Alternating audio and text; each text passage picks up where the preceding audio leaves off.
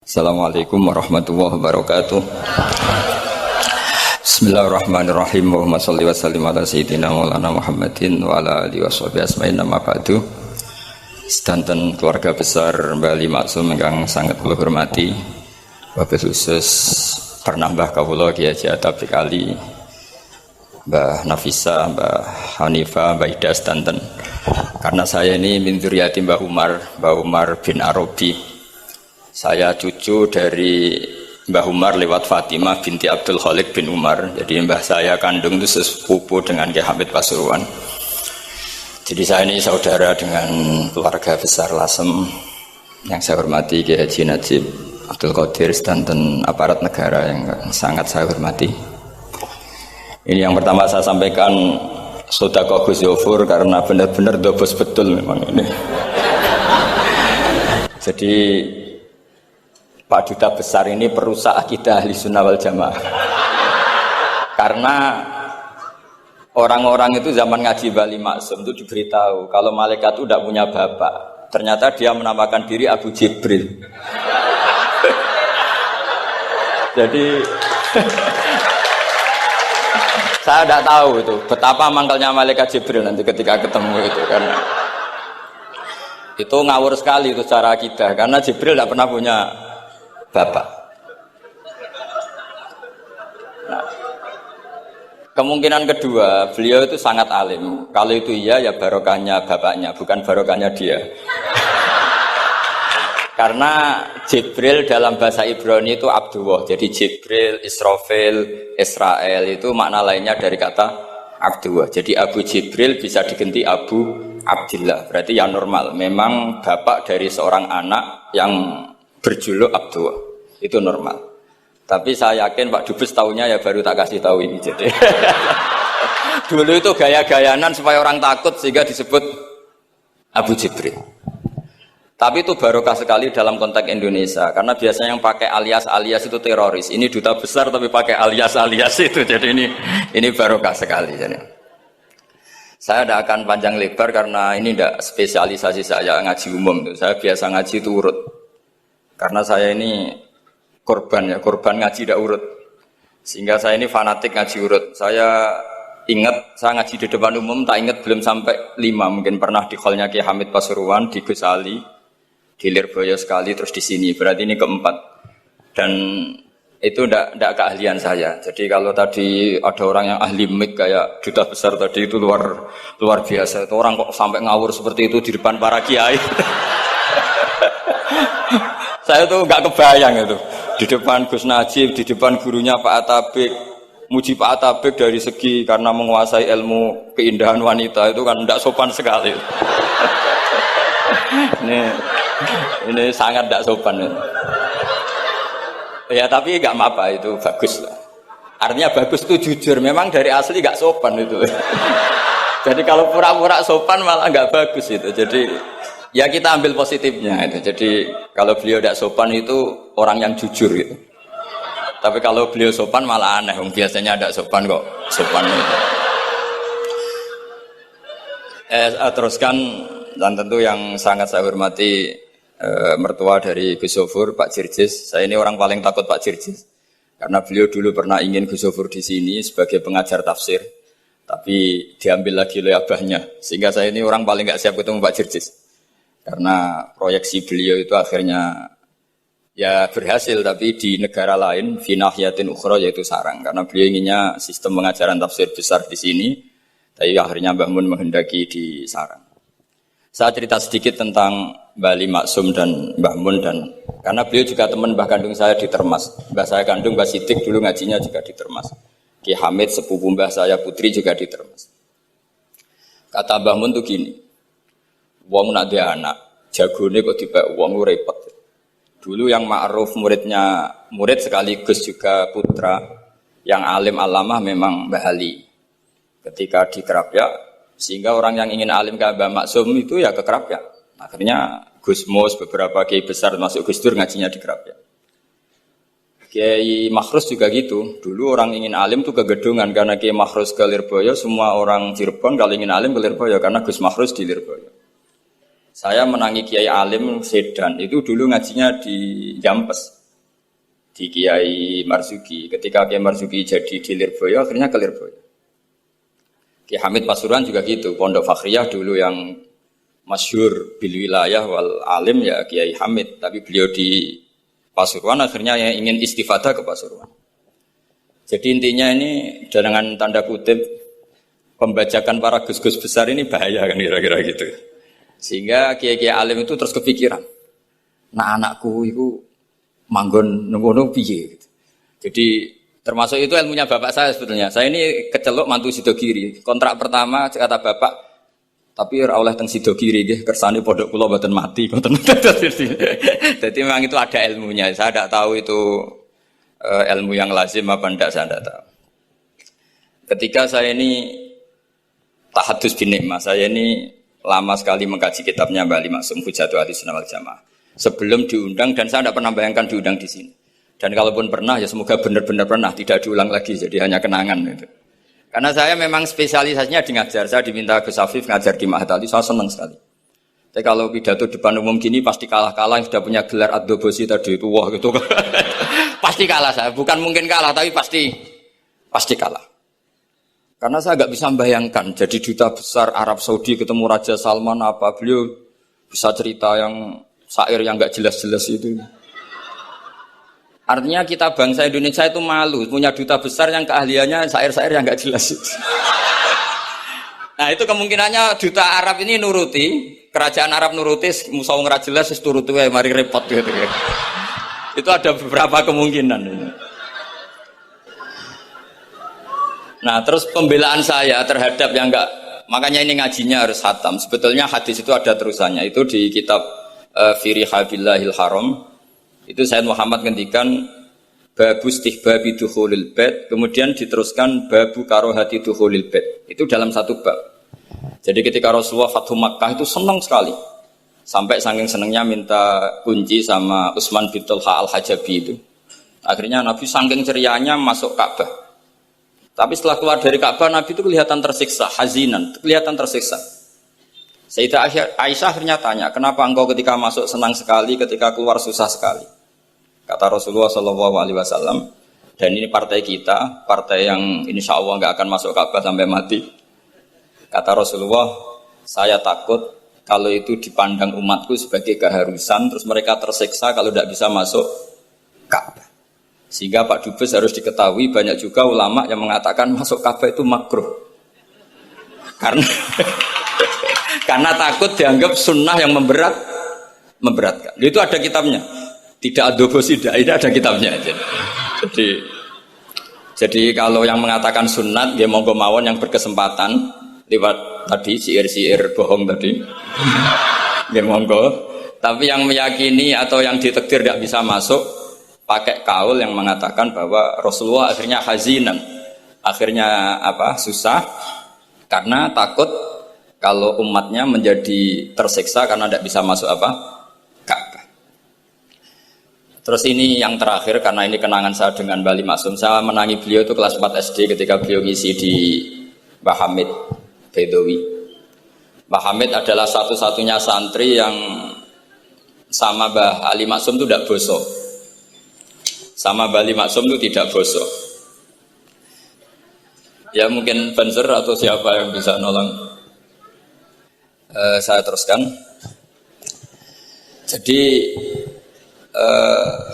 kenangan saya sama Mbah Ali Maksum ketika beliau di Lasem itu sampai Gus Mus pernah ngendikan, Kang Hamid, aku itu paling ra cocok mbek sampean, ambek guru kok ora bosok. Karena sama Mbah Ali Maksum itu ndak bosok. Terus kata Mbah Hamid Bedowi, lha wong iku ponakanku katanya. Jadi memang Kiai Hamid Bedowi itu di silsilah nasab Lasem itu paling sepuh. Karena Hamid itu langsung bin Bedowi. Nah, Mbak Bedowi itu punya Mbak Yu kandung namanya Maimunah. Itu yang dapat Mbak Umar. Umar melahirkan Abdullah, melahirkan Mbak Hamid Pasuruan. Di antara adik-adiknya Mbak Abdullah ada yang namanya Kiai Haji Abdul Khalik, itu buyut saya. Jadi tiba paling gurih saya. Yang saya kenang dari Mbah Ali Maksum itu dari murid-muridnya dan saya menyaksikan sendiri itu seneng guyon. Karena itu menurut saya filosofi yang luar biasa. Orang sampai ingin maksiat itu saya pakai sampai ketemu Allah Subhanahu wa taala. Orang itu nganti cari kesenangan dengan maksiat karena tidak nyaman dengan taat. Sehingga kiai-kiai alim termasuk Bali Maksum, Mbah Mun, bapak saya semuanya itu seneng guyon. Supaya orang itu nyaman dengan kiai, nyaman dengan taat. Sehingga nggak perlu seneng dengan yang maksiat. Tapi sekarang banyak orang membawa Islam itu dengan keras. Saya masih ingat wasiatnya bapak, hak kena ngaji guyon ae. Wong bingung mikir utang katanya gitu ya. Dan Bali Maksum itu masyhur seneng guyon. Bapak saya itu pernah ngajak saya mau ke pondok. Santri-santri pas guyon itu kembali. Gak sida jong santri lagi guyon. Kayak ngopo Pak? Guyon itu barang mewah. Santri itu kadang telat wesel radhi duwe. Iso guyon itu luar biasa. Makanya jangan diganggu. Meskipun resikonya keterusan guyon double kayak tadi.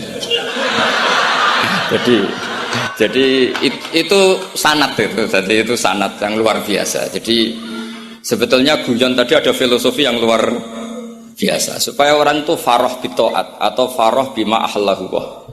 Sehingga ada ayat qul bi fadlillah wa bi rahmati fa bidzalika falyafrahu. Sehingga orang itu tidak perlu seneng lewat maksiat, hura-hura lewat maksiat. Kita cium tangannya Mbah Maksum sudah seneng, cium tangannya Mbah Ali seneng. Itu santri kalau ketemu Mbah Hamid nyium tangan, itu lebih seneng ketimbang nyium tangan artis. Karena kalau nyium tangan artis, astagfirullah kan mesti kita tersiksa. Tapi kalau nyium tangannya Mbah Hamid itu dikenang sepanjang masa. Ini yang harus kita gerakkan di zamanil akhir. Jadi orang harus terbiasa senang bitoat. Saya itu kalau sudah belajar tafsir misalnya, karena itu sesuatu yang saya tekuni. Saya belajar tafsir tidak lazim ya, tidak pakai kitab tafsir terus, tidak, seringnya pakai fikih. Ya karena saya punya guru Mbah Maimun adalah putra Ki Zubair Al-Faqih. Saya punya guru bapak saya sendiri, punya guru-guru wali. Jadi saya ini punya jalur ulama, punya jalur wali. Sehingga kemungkinannya saya itu kalau nggak ulama ya wali atau gaduh-gaduh nggak jelas itu karena saking banyaknya itu. Dalam ilmu yang diajarkan Mbah Mun, diajarkan tentu beliau punya sanad ke Said Alawi sampai Rasulullah atau lewat Mbah Karim, Mbah Hasyim juga sampai Rasulullah. Yang jelas gak lewat duta besar karena ini mengkotek itu. Itu bahaya kalau sanad lewat apa? Duta besar. Sanadnya begini.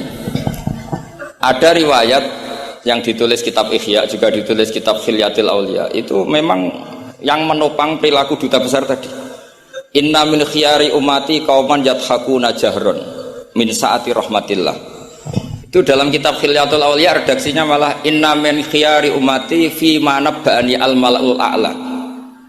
Qauman yadhakuna jahron min saati rahmatillah. Jadi termasuk umat-umatku yang pilihan adalah itu komunitas kaum yang kalau guyu itu buan terbanter itu. Sehingga saya khawatir duta besar tadi ngakak-ngakak gitu apa bagian dari kewaliannya ya gitu. Karena disebut khiyarul ummah, umat-umat apa? Pilihan. Meskipun kayaknya enggak juga, tapi ini cerita saja kan. Jadi inna min khiyari ummati fi man nabba'ani al-malul a'la qauman yadhakuna jahran min saati rahmatillah. Lalu saya mikir kenapa itu jadi khiyarul ummah? Bali itu masyhur seneng guyon. Mbah Mun ya masyhur seneng guyon. Bapak saya seneng guyon. Saya dulu itu iskal, ada kaji gitu terkenal agak punya will itu. Ya agak maksiat agak ceritanya. Ini agak katut juta besar tadi. Makanya saya ngomong perempuan. Kaji itu agak ada gosip suka will. Ketika Mbah Mun ketemu bapak saya itu bilang begini. Lho Nur, bapak saya namanya Rosalim. Apa iku ayu kok nganti kaji ku seneng? Lho ayu, Mbah. Bahkasane tentang ayu. Saya dulu iskal. Iskal kenapa Ki bakas wong ayu ini? Tapi setelah saya tambah alim, tambah tahu itu. Sama harus ikrar memang tambah alim, paham itu artinya tambah alim. Akhirnya Mbah Mun cerita gini. Nah aku kefikian malah jadi qadzaf. Jadi qadzaf misalnya gini, Anda terlalu Islam serius, pasti komentarnya gini. Kaji kok demenan. Kaji kok katut wedoan. Serius tapi akhirnya menabrak satu aturan yang dilarang Allah Subhanahu wa taala. Itu kalau kamu menuduh zina jadi qadzaf, kalau kamu bilang kaji kok katut wedok jadi suudzon. Maka bahasan yang netral adalah lho ayu kok nganti katut ya. Ayu Mbah, iya ya wajar wong mesti katut wong ayu gitu. Itu filosofi. Jadi di balik guyon itu ada trik untuk menghindari ke fikih atau ke ketentuan fikih yang salah. Yaitu kalau kamu kejebak ekstrim, kaji kok seneng wong ayu, kaji kok demenan, maka berarti Anda qadzaf. Qadzaf itu menuduh orang lain yang enggak jelas apa buktinya. Maka guyon ini satu-satunya cara menghindari kesalahan yang lebih fatal. Sehingga di sini dibutuhkan kemampuan seni mengelola agama supaya agama ini tetap ceria. Saya berkali-kali cerita kalau ngaji, Imam Syafi'i itu kalau ditanya, diberitahu orang yang nyium tangan jenengan, yang di depan jenengan itu hormat, itu di luar ngerasani jenengan, bully jenengan. Siapnya Imam Syafi'i itu tertawa-tawa. Baguslah, berarti saya wibawa. Di depan saya buktinya tidak berani. Kata. Jadi enteng saja. Dijawab enteng saja. Baguslah, berarti saya wibawa. Nyatanya di depan saya tidak berani. Tapi banyak orang membenci jenengan karena fikih jenengan. Jawabnya Imam Syafi'i seneng lagi. Baguslah. Nah, nggak seneng saya pasti nggak pernah ngutang saya. Coba kalau kamu seneng juta besar itu pasti minta tolong. Mau masuk apa saja lah. Tapi kalau benci Pak Duta besar pasti malu kan minta tolong. Untung mana kamu dibenci orang sama disenangi orang. Karena kalau dibenci orang yang benci itu pasti tidak utang kamu, tidak ngerepoti kamu, tidak senang. Jadi Imam Syafi'i itu ngadepi dunia itu enteng saja. Diberitahu itu orang itu nggak suka kamu gini-gini. Ya bagus. Sehingga beliau ngendikan terkenal sekali. Waman asa'a ilaika faqad atlaqaka. Orang yang berbuat buruk sama kamu berarti membebaskan kamu. Karena orang ini pasti nggak akan ngerepoti kamu. Jadi ulama-ulama dulu ciri khasnya adalah ar-ridho anillah. Melihat apa saja itu sudah ridho. Dan ridho itu ekspresi paling gampang ya ceria, seneng. Nah kemudian tadi kan saya bilang terakhir ini yang paling terakhir saya baca trik menjaga perbedaan ini tetap kondusif. Saya neliti kitab Bali Maksum sampai khatam termasuk kitab yang saya letakkan di kamar khusus itu diantaranya ada kitabnya Bali Maksum, Nadoman Sulam Taufiknya Mbah Hamid yang karangan orang-orang Indonesia. Tentu terbanyak ya kitabnya Mbah Mun, Mbah Zubair. Bahkan saya masih punya catatan tangan tulisannya Basim Asy'ari karena beliau pernah nyurati buyut saya ketika khatam Sahih Muslim yang keluarga Kudus. Terus banyak lah saya punya, termasuk saya punya tulisan tangannya Kiai Fakih Mas Gumambang, gurunya Mbah Zubair. Saya memang dokumenter kitab, sehingga saya maaf sekali kalau pidato umum itu memang saya tidak keahlian saya. Karena itu harus dobes, itu tidak keahlian ulama, dobes itu tidak keahlian ulama. Ini saya baca singkat, tapi semoga ini barokah karena ini kholnya Bali Maksum. Semua mubalek tadi pakai catatannya sendiri, jadi itu ngekholi dirinya sendiri. Ini saya pakai orisinil kitabnya Bali Maksum. Jadi saya mungkin penceramah terbaik karena sesuai konteksnya itu. Nah ini enggak. Ini kholnya Bali Maksum cerita syairnya sendiri tentang rokok lagi. Bolot lagi. Yes. Ya semoga diampuni oleh Allah Subhanahu wa taala. Ini ngendikane beliau tentang meminimalkan konflik. Ini saya baca di bab Al-Mithalul Awal. Jawazu hibati thawabil qiraah wa shadaqah lil mayyit wa wusuli thawabil qiraah wa a'malil birril mayyit. Kita berkeyakinan bahwa yasinan, tahlilan itu sampai ke mayit. Itu boleh kita hadiahkan dan sampai ke mayit. Kata Bali Maksum, wa wa min masailil furu' al khilafiyah. Fala yajuzu bi sya'nihi itharatul fitan wal jidal wal ingkar. Alal qail wal amili bihi wala alal mukhalif. Ini dari awal masalah khilafiyah. Sehingga enggak perlu jadi konflik yang berkelanjutan, baik kita menuntut yang melakukan itu atau menuntut yang menentang itu. Karena dari awal ini masalah furu'iyah. Sing nglakoni nggih monggo, sing nentang nggih napa? Monggo. Selama ini kan kita yang melakukan memaksa orang lain menerima, yang menentang memaksa orang lain menghentikan. Ini tidak fair kata Bali. Kata beliau itu enggak fair. Wala yang bagi ayaqa bainahuma ma la yang bagi wuquhu bainal akhwaini muslimaini. Kata beliau, wala in kana lil mani'i mustanadun fa inna li ghairihi mustanadan kadzalik. Kalau yang melarang tahlilan, melarang yasinan dikirimkan ke mayit itu punya mustanad, punya sanad. Yang bagi yang membolehkan juga punya sanad. Kalau ada kiai yang kalau pidato nangis itu sanadnya banyak dan benar. Tapi yang uraan kayak Pak Duta Besar juga banyak. Semuanya ada sanad. Jadi kata beliau sederhana saja. Kalau al-mani'un, orang yang menolak itu punya sanad, kita yang membolehkan juga punya sanad. Tapi kata beliau dengan enteng, dengan ceria, ini masalah furu'iyah. Enggak perlu jadi itsaratul fitan wal jidal wal khisam. Kata beliau enggak perlu jadi perdebatan. Makanya pesan saya sama santri-santri kerap ya, sebetulnya masalah kita ini tercerabut dari ilmu. Coba dari awal Anda katakan yang tidak kunut itu Abu Hanifah, yang kunut itu Imam Syafi'i. Maka melihat orang tidak kunut itu keren karena Al-Hanafi, pengikut mazhab Hanafi.